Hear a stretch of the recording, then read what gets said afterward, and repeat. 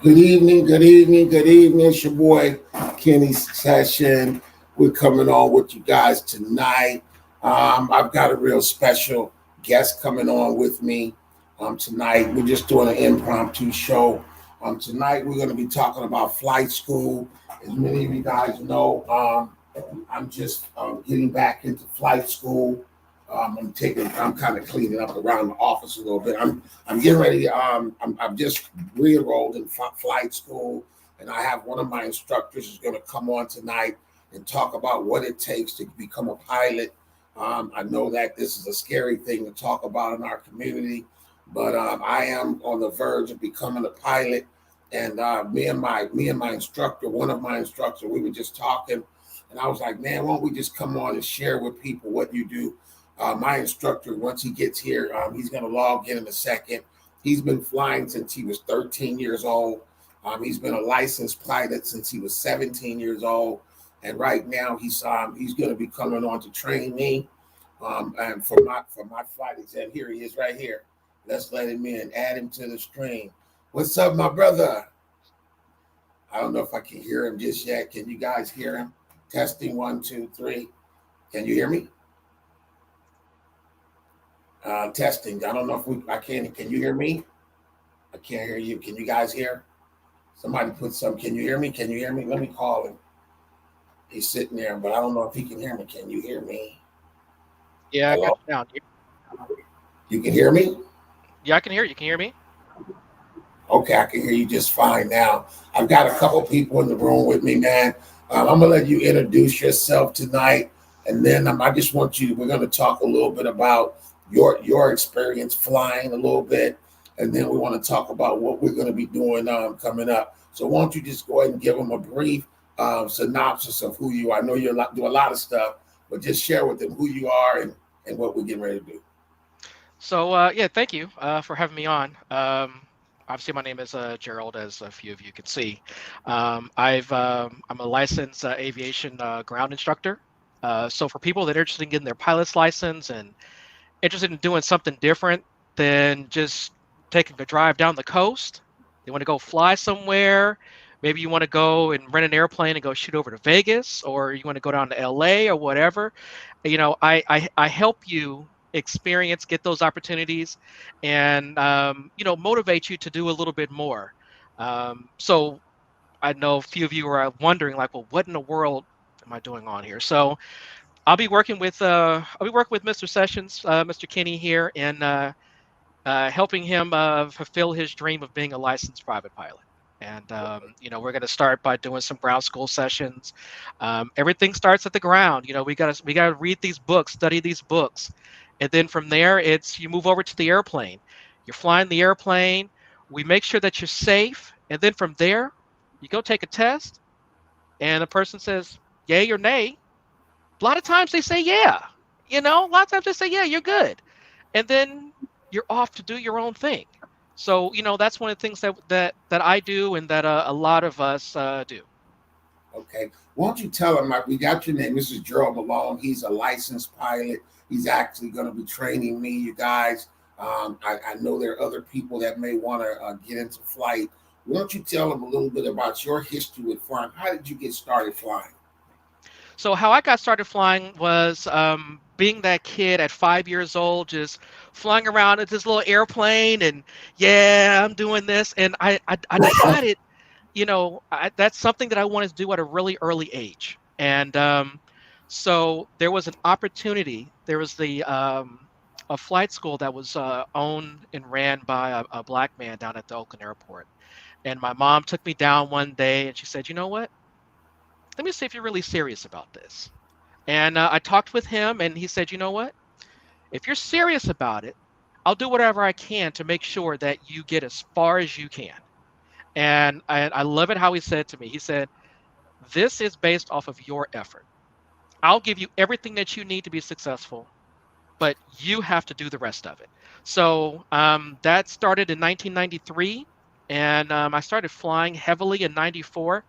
I soloed the airplane for my first time at 16 years old, and at 17, March 25th, 1995, at 17, I took the test, got my pilot's license, and been flying ever since. I've been flying for 26 years, and 26. I've loved 26 years, and I have loved every single moment of it. Um, I can say I've never had a bad flight. I have never had a scary flight. There may have been something that has happened, but I've never had a scary flight. I've never gotten out of the airplane and said, you know what, I'll never do that again. I'll never do that again. Everything is a learning experience. Yeah. Why don't you tell us a story of one somewhere that you've been that was just very beautiful that you probably would never have done had you not fly? Won't you tell us about one flight that you have taken somewhere that was just crazy, bananas? So I can say, some might not view it as crazy or bananas, but at the time, my daughter was 2 years old and she was living in Oregon with her mother. And I wanted to see my daughter. I'm living down in Oakland. I'm down in the Bay. I'm a Bay guy. I'm a Bay man all the way. And I said, you know what? I want to see my daughter. I want to go get my daughter. So I said, you know what? Let me do this. I've got a pilot's license. I have access to an airplane. Let me go see if they want to fly down. So I called up her mom, and she was 2 years old at the time. And I called up her mom and I said, hey, I know you don't like airplanes. I don't want to drive up to Oregon to get you. That's a long drive, and then to drive back. That's a long drive, and I don't have that kind of time. I want to spend as much time as I can. Let me hop in this airplane and let me come get you. So I got in the airplane, and at the time I was flying a twin engine airplane, so it's, twin engine and it engine on both wings. Like, okay, let me head out there. So I hopped in the airplane and climbed up to about 12,000 feet and set the autopilot, reclined back, and I remember the airplane had XM satellite radio in it, so I'm slapping some Tupac on the way. I am a Tupac guy, so I'm slapping Pac all the way. We cruising, everything's And great. 12,000 feet. 12,000 feet, just cruising nonstop, and lo and behold, I knew I was getting there because right to my right was Mount Shasta. I'm like, oh, okay, we almost there. And crossed over that little bit of the mountain, started my descent in, and nice smooth landing. And when you land at these places, you're allowed to go, depending upon the place, you're allowed to borrow a car for like, an hour or so. So I borrowed the car. It was a bucket. I mean, but I didn't care. I just flew in an airplane. So I went over, I picked them up, put my daughter in her car seat, and loaded up the luggage in the back and drove back to the airport. And thinking, yeah, we about to do this. We about to do this. Loaded everyone up, loaded my daughter's mother, my daughter, set her up, had everything set, hopped in the airplane, started it up, flipped on the air conditioner, had the air coming in. It was nice and cool, and taxied out to the runway. Obviously I gave my safety briefing. Hey, here's how you use your seatbelt. Here's how you open the door. And hopped on the runway, took off, did a nice, beautiful left turn, came all the way back around, got above those mountains, got 11,500 feet on the way back, and flew all the way down. And she was able to see the Pacific Ocean. Looked back at my daughter, saying, "Is everything okay?" She's laid out sleep, just beautiful Wow. sleep. And I'm like, man, I can't ask for anything more than that. Then on the way back, like I said, it was a little bit more Tupac, a little bit of Outcast, and next thing you know, you start to see the San Pablo Bay, start to see Napa, started my descent in, and there's a runway to my left, to my right. I said, okay, just brought it on in, beautiful, smooth landing, and mind you, it's my daughter's first flight, and it is my daughter's mother's first flight in an airplane. So Wow. I'm giving them both their first flight. So you kind of feel that like, man, let me make sure this is perfect. It's like when you bring your kid home the very first time from the hospital. Like, let me go real smooth, real careful. I did probably one of the better landings in my 26 years of flying. That's probably one of my best landings. Smooth, gentle, taxied off. Yeah. I'm feeling good. I'm looking. I'm like, yeah, okay. I look back. My daughter's just now waking up. I'm like, yes, okay, taxied out, parked the airplane. I'm like, okay, here we go. And that's just one of them. I have many adventures that I've done flying. Well, Everything from I know you have a whole lot of stories. We whole have some lot, man. people that came in the room. I would just like to share with them what we're doing tonight on my night flight. That's my new show today, Night Flight, because we're going to be doing a lot of flying, you guys. I I love it. decided to come and interview my CFI, my certified flight instructor. He's going to be taking care of my ground school. And we put a plan together tonight. That's what we were on Zoom to doing tonight. And I said, you know what? Why don't we just go live? This is something that people in our community very rarely get to do, is fly airplanes. And this is a pilot. This is a black pilot. I don't want to say black pilot. He's a pilot, a licensed pilot. And I've hired him to come in and help me get finished getting my license, which doesn't look like I'm going to be able to get him as fast. I told him I wanted to do it in 30 days, but he said, Kitty, you're moving too fast. You got to do it like back in April. So why don't you just talk about what kind of situation? I know that you had to become a private pilot. Now, can you talk to him a little bit about the ratings and some of the things that you have and have gone through to Mhm. progress as a pilot? Right. So, starting off, you have to crawl before you walk. You got to walk before you run. So you start off as a student pilot. One of the things that we're trying to evaluate as a student pilot is that, you know, do you really want to do this? Is it something that you really want to do? Because as instructors, we love this.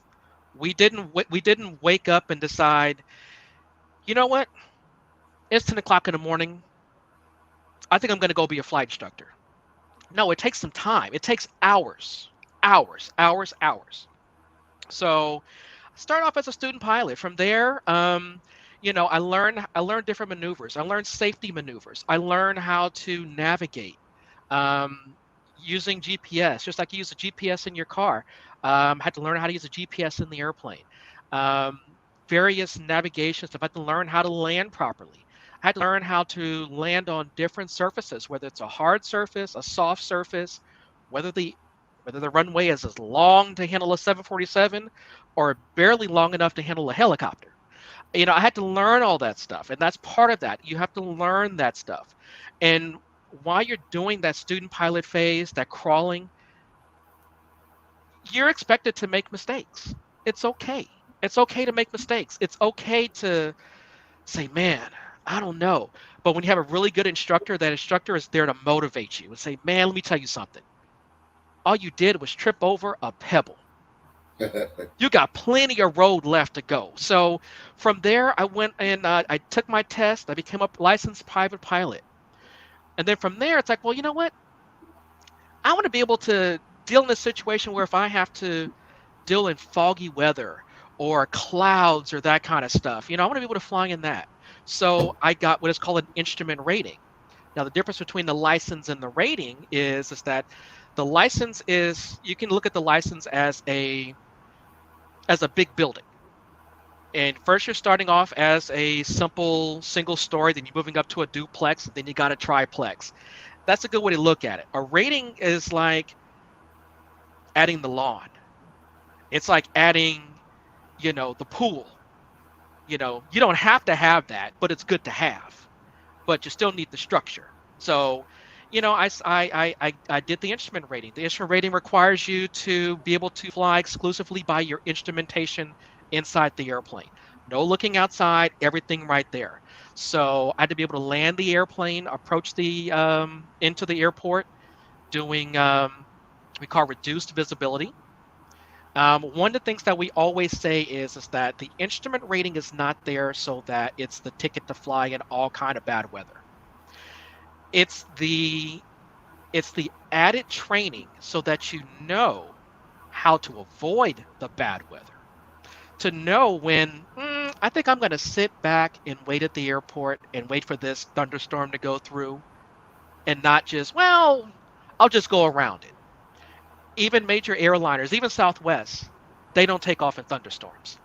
So I'm not flying Southwest equipment, and if if they have the best equipment and they're not flying in this, I probably shouldn't be either. Wow. So that's that kind of stuff. You're learning honestly, I like to say you're learning how not to kill yourself, by doing all this stuff. Now, once you get the private and the instrument rating, you move into that stage where it's like, you know what, I want to receive a little paper in my pocket. I want somebody to say, hey, you know what? I'll give you $50 if you go and fly me from Oakland to Hayward real quick. Okay, $50. Or hey man, I'm running behind late from work and there's a traffic jam on 580. Can you get me over to Livermore? Sure, not a problem. Hey man, how about this? Man, I'll give you $150 for that. Perfect. That's fine. You know? So that requires a commercial license. So the commercial license allows you to get compensated or to be hired. You charge people. So I got the commercial license. The way to look at the commercial license is to say it's the private pilot license, but it's a little tighter requirements.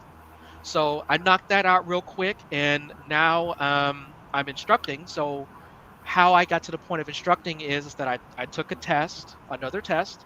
We're constantly being tested, and I took a test, and the test was for the advanced ground instructor. What that does is that allows me to sit down with someone like Kenny, someone like you that maybe wants to learn how to fly. Hey, let's do the ground school stuff. I'll show you some PowerPoints. I know we're still dealing with COVID, so I do a lot of online stuff. We'll get through that. A lot of PowerPoints, a lot of conversation. So a lot of my training sessions are like this. We're having a conversation back and forth, and I'm going to teach you something. You're going to give me an answer, and we're going to keep it going nice and smooth. It's not like when you were sitting in high school or college and a full-on lecture. That gets kind of boring. I like to do the guided discussions. That way we can talk. I can find out more about you and that kind of stuff. And so that's where I am now. Now, the next thing is the ATP, or Airline Transport Pilot's License. So you can't fly for an airline without having an ATP. And so that requires 1,500 hours. Whereas a commercial pilot, just to get the initial license, is 250 hours. To become a private pilot takes 40 hours. So you can see the progression of hours. For some of you that like to play video games, it's all about leveling up.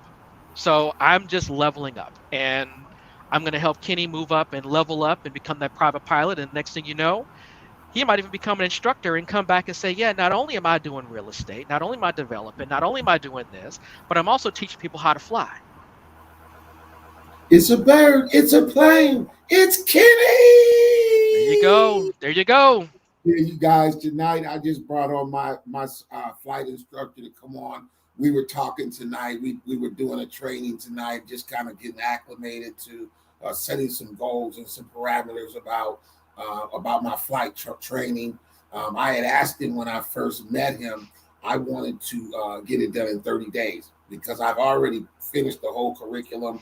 I've already done all the maneuvers. I was actually at a point where I had already passed the written test, the physical, the oral test, and I was getting ready to go. I flew up to Santa Rosa. That was in 2008. 2000, the end of 2007 and 8. I flew to Santa Rosa by myself, and I landed. I went in and did my oral exam with the guy. We came out. We pre-flighted the airplane. I got in the plane, went over my first checklist, was doing just good. Went to go, got on the radio, the tower to the call the tower to taxi to the runway to take off, and the radios went out in the plane. And we sat there and tried to jack them radios around, couldn't get the radio to work, so he canceled my check ride. And so from that day, I ended up catching a lawsuit like 2 days later. And flying is not cheap. So I had to put it on the back burner until another friend of mine, his name, we call him Doc or Airman. He's also an East Bay Dragon. He flies, and actually this dude is crazy. He's a test pilot. So I flew with him one time. And then the other day I was on my bike and we had some stuff going on where I had to leave the club. And I said, you know what? When I go back to the club, I'm going back with a pilot license. I'm going to do something. I'm going to make this time. I'm going to use this time away from motorcycles to get what I've been waiting to do for years. And that's when I went back over to Oakland Flyers. And that's where I'm flying out of, you guys. I fly out of Oakland Flyers here in Oakland, the Oakland Airport. Why don't you tell them a little bit about where you fly out of and why you fly out of that place? So I fly out of California Airways, which is in Hayward. One of the reasons why I do that is because availability of airplanes, and it's not honestly, it's a little bit cheaper to fly out of as far as paying for fuel. It's a little cheaper, and you Well, that know because that's a smaller. That's a Class D airport, right? that is a Class D airport. D Exactly, airport. that's So a is the Class D gas airport. cheaper at Class D than it would be in B or C? Well, it's not that it's cheaper though. There is a correlation between the more air traffic you have, the higher the pricing is going to be. Um, but you could be at some airports where there's a Class D airport, and they're charging $8, $9, $10. A It's gallon. a gallon, and the airplane holds anywhere between Y'all, he 40. said $9 a gallon, and it takes how many? 80 gallons. So it's about 40 gallons to 60 gallons, depending upon what airplane that you fly. So that's why, yeah, looking at these gas prices, they're painful. I'm not even gonna sugarcoat it. It's painful. But Let honestly, me I've ask been paying you. these prices for a while Right. for flying the airplane. Right. Well, let me talk about something else in one of my scarier moments. I know we don't really want to scare people away from even be entertaining the thought of being a pilot, but there are some things that we have to do as pilots that can kind of be scary. But when we talk about stalling the airplane, I'll let you go first, and then I'm going to tell you guys a little story about when I stalled the plane. Can you tell me what stalling the airplane is? So stalling the airplane is not what you think. The engine keeps going. I promise you it keeps going. But stalling the airplane has to do with the disruption of airflow over the wing. And it's really the prime definition of it is exceeding the angle of attack so that the wings do not generate as much lift as they normally would. So there's a misnomer out there when they say, oh, well, if you stall the airplane and it gets really high up about, 18 degrees or 20 degrees, the airplane just loses lift and it just stops. Well, no, the wings still generate lift. They still generate lift. It just does not generate enough lift to sustain flight. So the nose comes up, and then all of a sudden, once you exceed that angle of attack, the critical angle of attack is what they call it. The airplanes that we fly have this innate ability to say, you know what, I want to fly. So it will bring the nose down. It wants to seek a positive control, a positive amount of airflow over the wings. It wants to fly. So that's what a stall is the disruption of airflow exceeding the critical angle of attack, and then the nose goes forward to bring back the airflow over the wings. But And it it's doesn't not a feel like it don't feel like that when it's happening because you You're guys right. look, the plane when you fly in a plane, we know the plane will fly okay if it's like this, okay? The problem is you can't fly a plane like that. If you fly the plane starts falling. It gives like a buffet and it starts falling. And that's what they want us to learn is how that feels and how to recover from it. And that's what the stall is about. And when we talk about a power on stall or a power off stall, one is a stall when you're taking off, and the other is when you're landing. Won't you talk to him a little bit about the significance of those type of stalls? So, we in And aviation we do yeah, so we in aviation we do a lot of scenario based.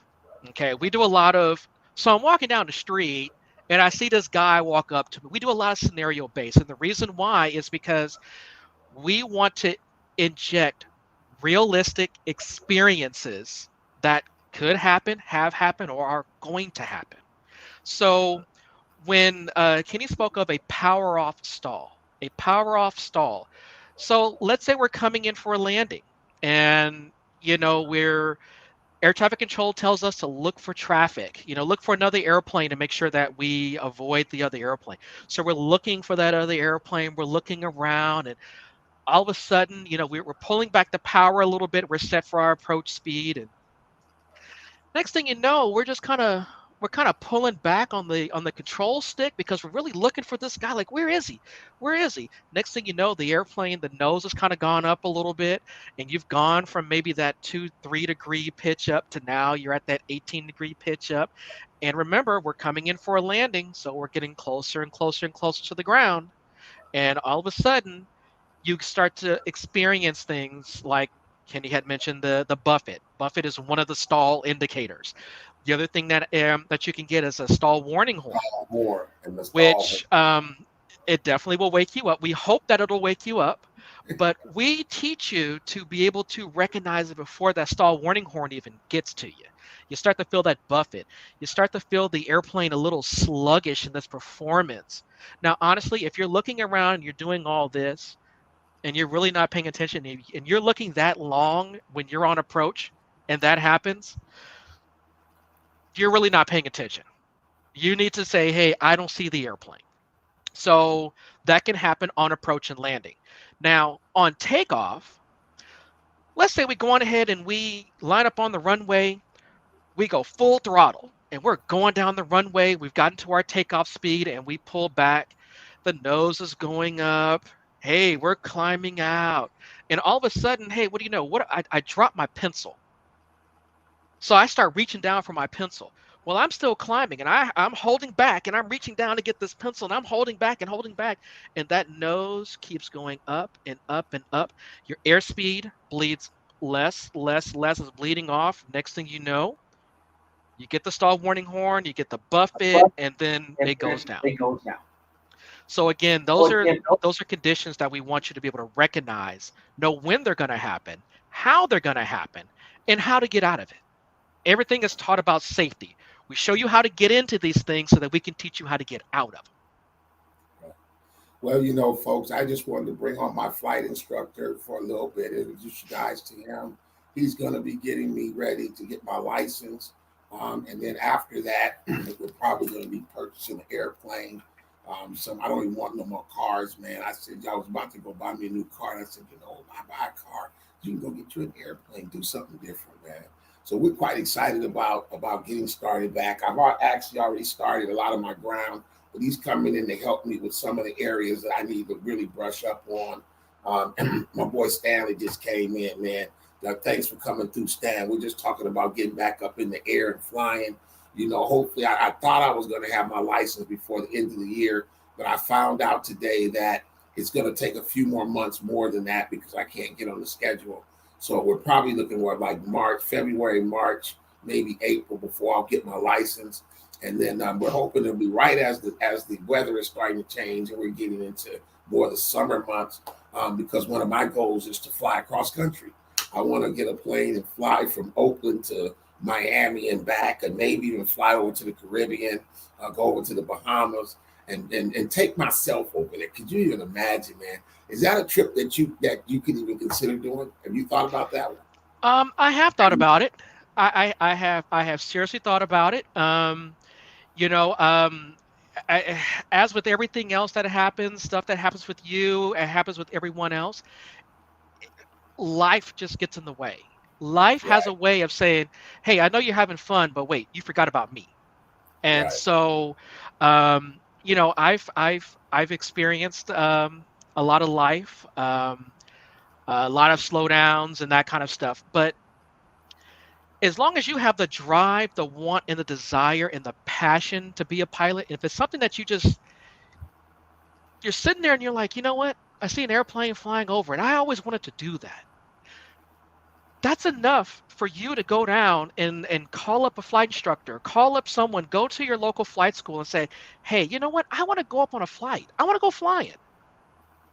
But I tell you right now, you will never go to the airport and find an instructor or find a person, even a pilot, a regular old pilot, and you say, hey, I want to go flying. I guarantee you, you will never find a person that says, no, I don't want to go. Not at the airport. You'll never find that. Won't you tell them this? We've got quite a few people in here with us right now. Won't you tell us how do we get started and how does somebody get started? Like you just said, they want to go up for a flight. What would they do? Who would they call? And what would they expect to have to pay to go up in a single engine plane at one of the schools? Can you talk to them about that? So we do these things called discovery flights. Okay, and all it is we take you up and we'll show you your house. Now, I mean, if normally your house is in Texas or something like that, I'm sorry, we're not. I mean, but honestly, if you want to pay for it, I have no problem in flying you out to Texas and fly you over your house. But that's going to be a little expensive. These are not Southwest rates. This is not a $99 weekend special, unfortunately. Um, this is a little bit more, but it's a manageable cost. So with the Discovery flight, we take you up, we let you experience, we let you turn, climb a little bit, descend. Um, we're completely safe. I promise you, we're not going to let you crash the airplane. I promise you, because we don't want to die. That's the biggest thing. So keep that in mind. My number is not flashing. So if my number's not flashing, I don't care if yours is flashing. Mine's not flashing. So we're not dying that day. But Yeah. part of it is that we want you to be able to, experience that stuff. See what it feels like. See, hey, if I turn the yoke to the left and I turn it to the right, what happens? Oh, this is all this is. Oh, I thought it was this way. I thought it was sorry, there's no flight attendants that are coming through and giving you your Jack and Coke and your soda and your water and your coffee and everything else. You are fully on controlling this airplane. And Wow. so and so we want you to be able to experience that stuff because if you remember the very first time you flew, the very first time you drove a car, it was completely different. You were like, yeah, okay, I get this. I see what this is. And next thing you know, look, almost all of us are driving without a problem. We don't think of it. We just get in there and we do it. It's second nature to us. And that's how we want flying to be. So if you want to do those kind of things, call up your local flight school. We have a lot of, you know, Black Pilots Association, Organization for Black Aerospace Professionals, Red Tails. If you're interested in flying with a lot of black pilots, this is the group. These are what we do. Um, if you just want to call up one of the flight schools, you've got at any airport, Oakland, you've got Livermore, you've got Hayward, you've got Concord, um, Tracy. For those folks who are out in Tracy, wherever, find your local small airport and call them up. Call up a flight school and say, hey, you know what? I'm interested in doing a demo flight. I want to do a discovery flight. Those can range anywhere from $100 to $200 to $300 or whatever it may be. Those prices are set by the flight school and whatever expenses that they have. So you go up and you do those, you come on back, and hopefully, that little flying bug that you had is now being, cocooned out, and now you end up being this big time pilot. You got your own airplane. You decide you want to go and get a steak. I know some of you in the Bay Area have had a Harris Ranch steak. Well, you haven't lived until you've actually flown down to Harris Ranch and landed on that little runway. I know some of you that have driven up and down LA up Highway 5. Trust me, you've driven past Harris Ranch. And Yeah, you go in there. let me ask him a real quick question because I wanted Okay. to share with you before we go too far is what my experience was with my first introductory flight. Yeah, It I'm was curious about that one. I'm curious yeah, about that one. it was in 2003. I was sitting at the house, and when you get to be around, I guess your early 40s, 50s, you kind of feel like you've done everything. You not need to find something else to escape from. The clubbing scene is over. You really don't want to be in the club. And I was sitting back and I was watching something on TV, and they said you need to fly. And I said, and I was sitting there with my girlfriend at the time. I said, let me look it up. So I Googled, and Google was here there in 2003, believe it or not. And I Googled it, and it had the Oakland Flyers. And I called them up and said, hey, I want to go on an introductory flight. They said, how soon could you get here? I said, I'm not far from you right now. They said, how much is going to be? They said, $99, and we'll take you out over the Golden Gate Bridge tour. So we go out, I go to the school, everything is good. I think I'm gonna be in the passenger seat. Oh no, they put you in the pilot seat. You're not pilot in command, but you're in the pilot in command seat. And what they do is they took me out, and he took off the airplane immediately. He didn't let me take off. He did the takeoff. Once we got in the air, we went up about maybe 500, 1,000 feet, and they said make a right turn and then join the Nimitz Freeway, and then you can go out to the passenger. So we're at about 1,000 feet. We go up, we turn near the golf course over in Alameda. We still going up. We go over, and then we fly down over the Bay Bridge. Man, you talking about something that's beautiful. And so then we kept going, and we flew down, and we flew right past Alcatraz. Well, Alcatraz was like down on my left.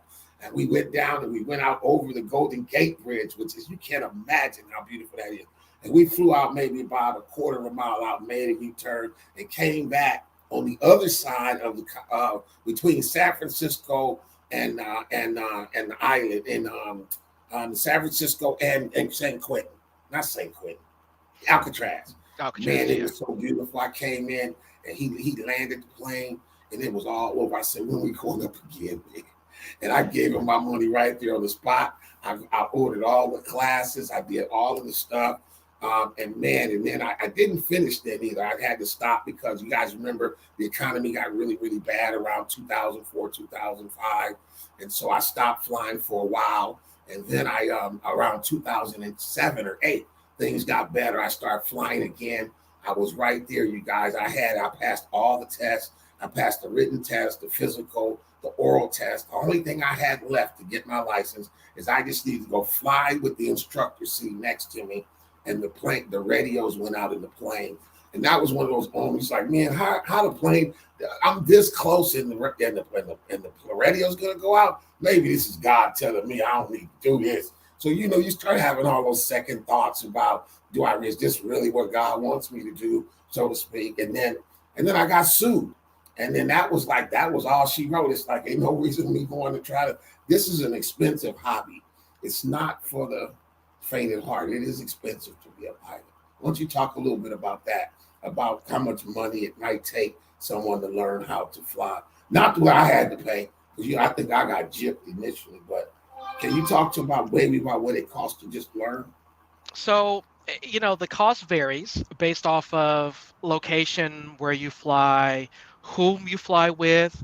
For me, when I started flying, um, and you probably will never hear these numbers again of someone paying the amount that I paid for my flight, for my private pilot license. So I was able to do a work study program where I worked at the flight school. And so instead of receiving monetary compensation, I received a major discount on my flight training. So I was able to complete my private pilot license in under, I'd say about $5,000. About $5,000. Now, what does it cost now? That figure now is you're looking at almost $10,000. Okay. Now, to make it to the airlines, you have some companies that are out there. You've got one that is a major one. They're a major feeder for getting to the airlines. You get, it's what we call your ratings meal, your license meal. They get you in there and boom, boom, boom, boom, boom, you're going to get your stuff. Well, from zero to airlines, you're looking to spend almost $100,000. Now, keep in mind, that's roughly the same amount as if you were going to go to be a physician. A lot of people don't quite understand, but it's almost $100,000 to be a physician. So, and no physician has become a physician where they've gone through the normal way of going through college, gone through medical school. If they got a master's, they got their master's and everything. None of them have made it for roughly less than that. Unfortunately, they haven't. So that's a really expensive thing. And now take a look at all the insurance you got to pay for as a physician. You got to deal with the sick people, and you got to deal with everything. You got to be on top of it, and you might not be doing something that you really enjoy doing. Yeah, you got the money, but are you really enjoying it? I'll give you a really good perspective.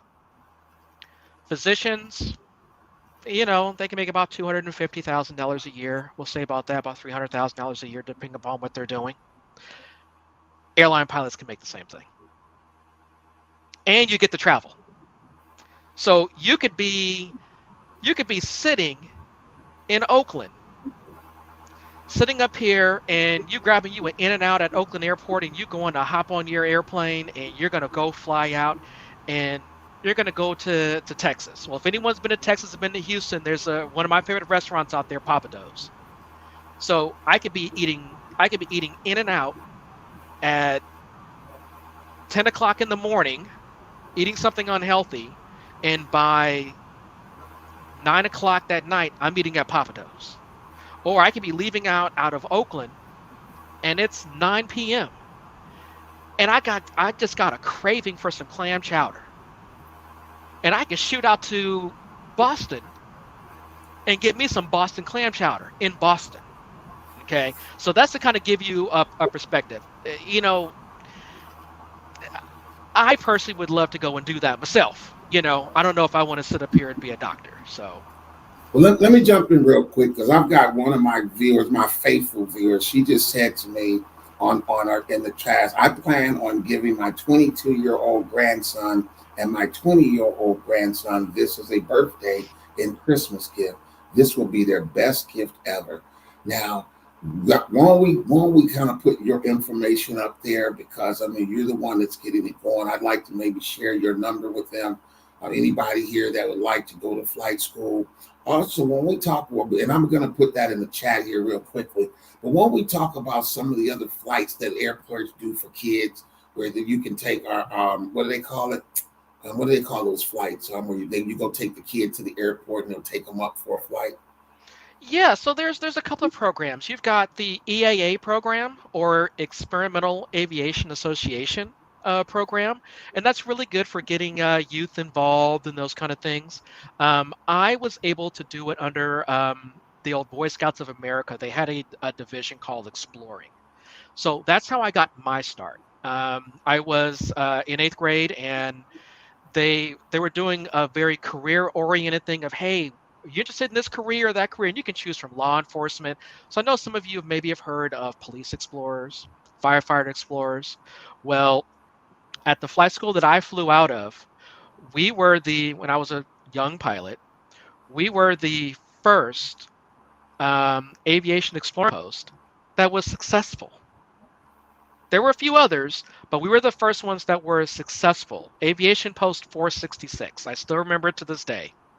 And because of the help that we had from the owner of the flight school, all of us, by the time we got done, all of us had some kind of flight time.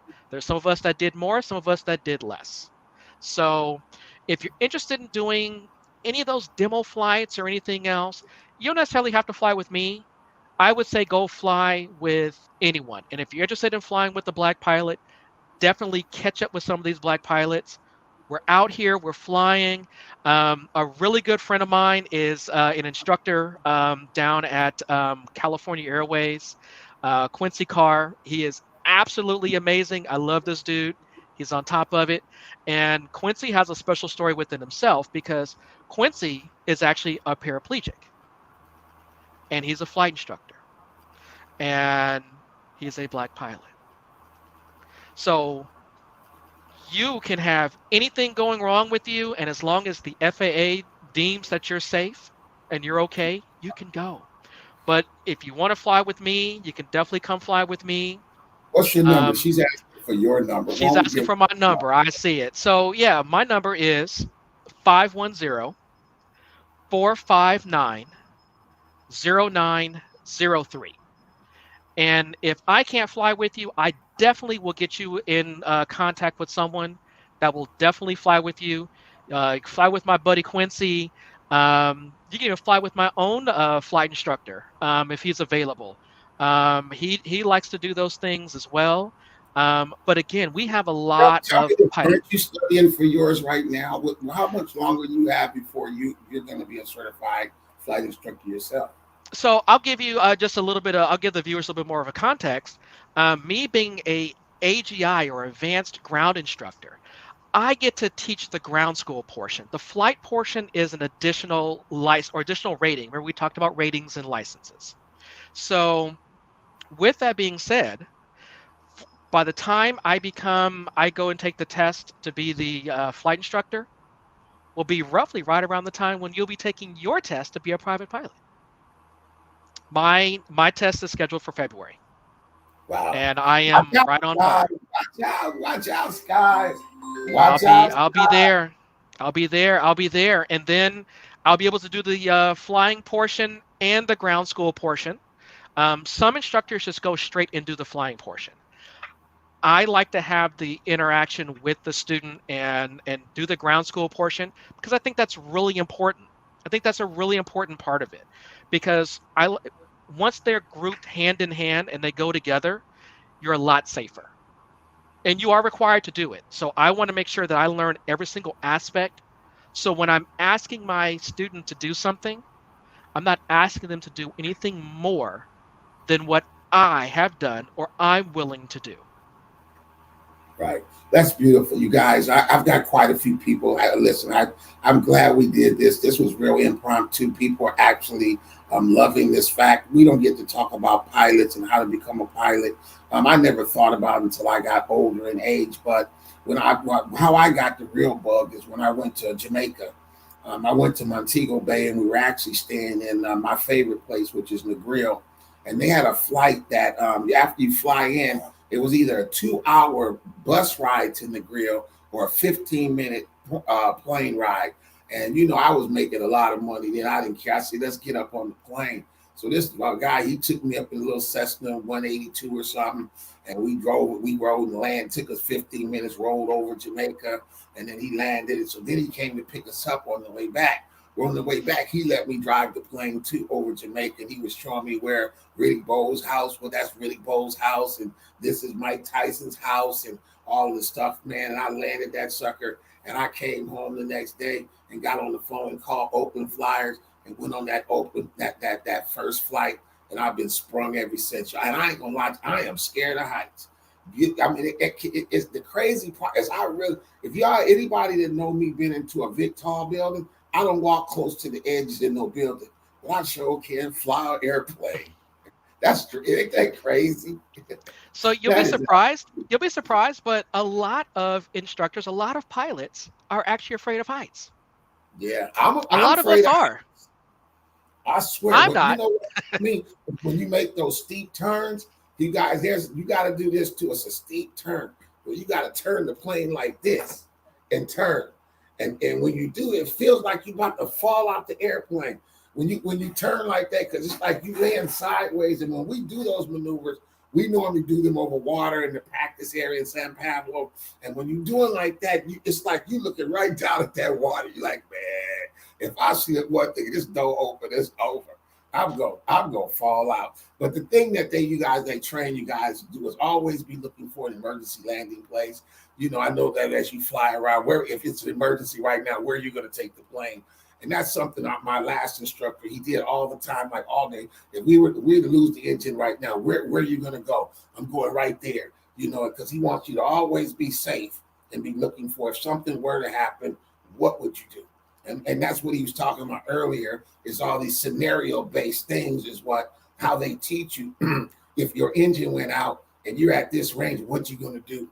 And they talked about setting the plane, fly the airplane, set it at the right glide speed, and you're going to let that plane glide. Because even the higher you are in a plane, the more time you got to recover. It's when you're close to the ground and you have a problem. You have no way to recover. But if you're way up in the air and the plane loses the engine, man, that's nothing. Because you can bring that thing down and land it. It ain't going to just like fall like a rock out of the sky. It's going to still glide to wherever you can get it to go. So I just wanted to share a couple minutes with my flight instructor. We just hired him today. He's helping me, and we're getting ready to do some incredible work. My next phase after this is I do plan to buy. Should I tell him what I'm going to buy? You know what? I mean, you can either tell him or we Show can do him. a live video shot and show him.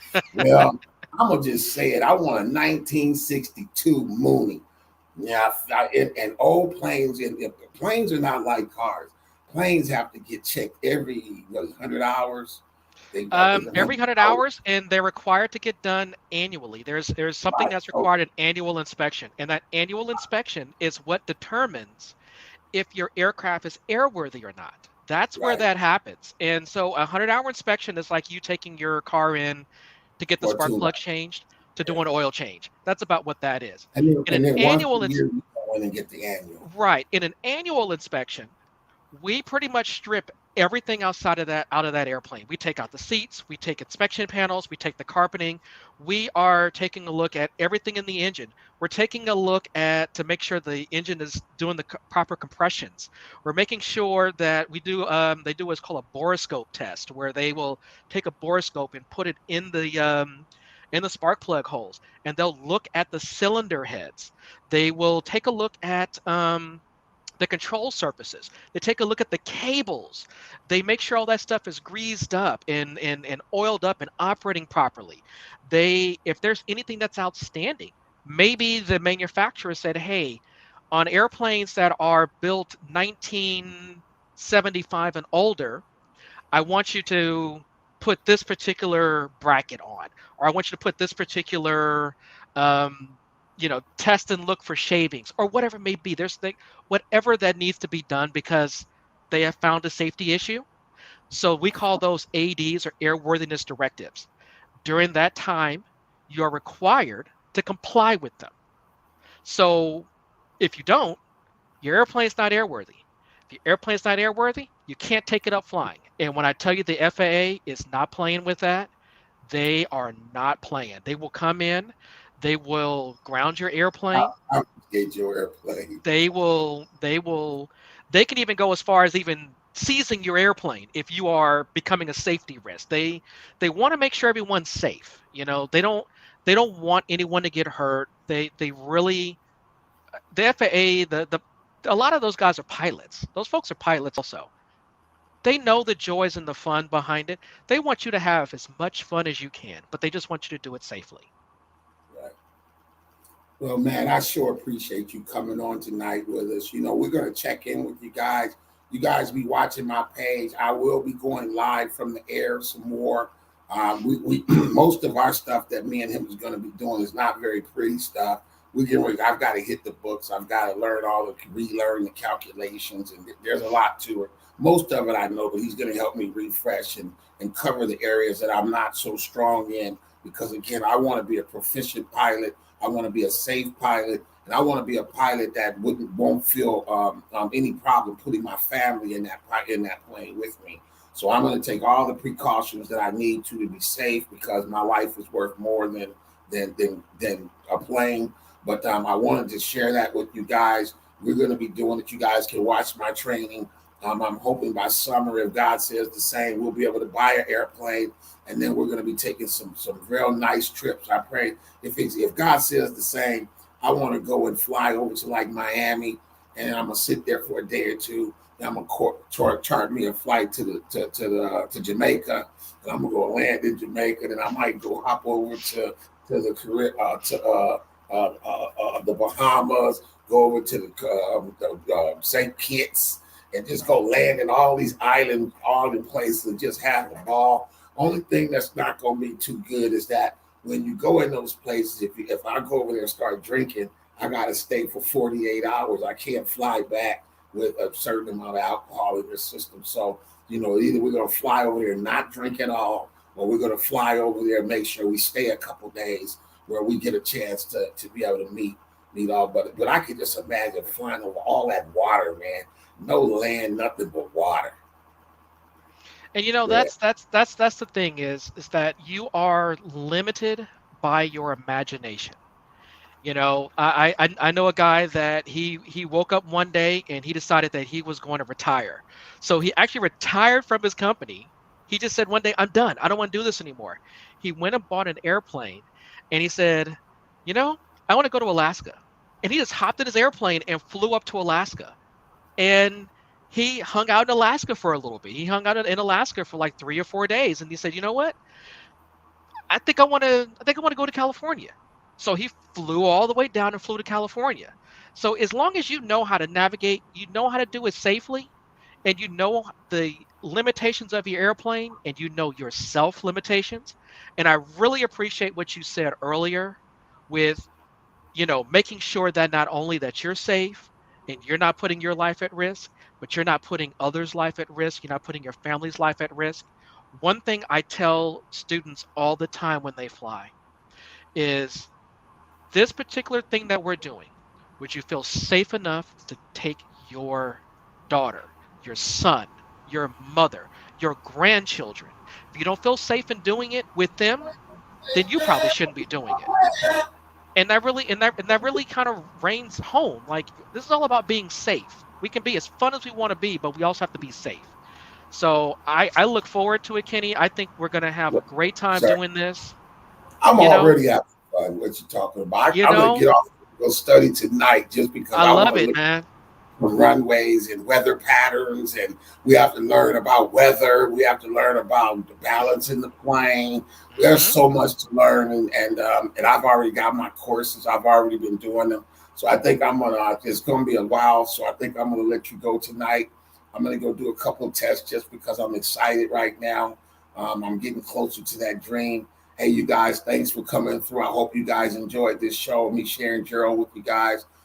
Miss Haskins, I hope you give him a call. He can help you get you pointed in the right direction. And see, the last thing I want to tell you is I'm not even a licensed pilot yet, but I did join the Black Pilots local organization, the Red Tails. So I'm not only am I East Bay Dragon now, but I'm also a Red Tail. And you know what? I'm going to give you another one that you can join. Take a look at Organization for Black Aerospace Professionals. And that is, while it's more airline geared, it's more of all of us, where there's little private pilots, there's airline pilots, and there's a lot of mentorship that goes on. And that's the whole thing is that it's not just about, couple of the brothers down there playing ball and everything else. But yeah, we playing ball, but we hopped in our own airplane and we went down to LA to go play some ball. We Right. taking it to them. So that's That's that's the that's thing. all I about want it. to get on a plane and fly down to my brother's house and have dinner and fly back. Yeah, Just yeah. fly down and go have dinner with my family, that my Southern California family, and then okay, you guys, y'all going to bed. All right, I'm gonna catch this Uber back to the airport and go home. I'll be home and be like, man, it ain't gonna take you 6 hours, 7 hours. Like, no, man, I'll be there in about an hour and a half or so. Be in the Hmm. bed, back in my own bed. So Yep. again, man, thanks for coming on and spending these fun moments. Maybe we're gonna again once we get up in the air, we'll be able to show you guys a little bit more about what's going on, and then maybe some of our flights that we have. We're gonna be sharing you guys with some of the flights that I'll be taking. So again, thank you guys for coming through. Appreciate you guys. God bless you. We talk to you. We have to set up our schedule, but Yes. you'll be set up with that, and then we'll Yep. start on our ground school and get this thing finished. Yeah, definitely. And I appreciate you having me on and getting the information out to everyone. And I look for each and every one of you to give us a call and let's go do it. All right. See you later, man. Good night. All righty. Good night. I appreciate you. All right. Good night, you guys. Bye bye.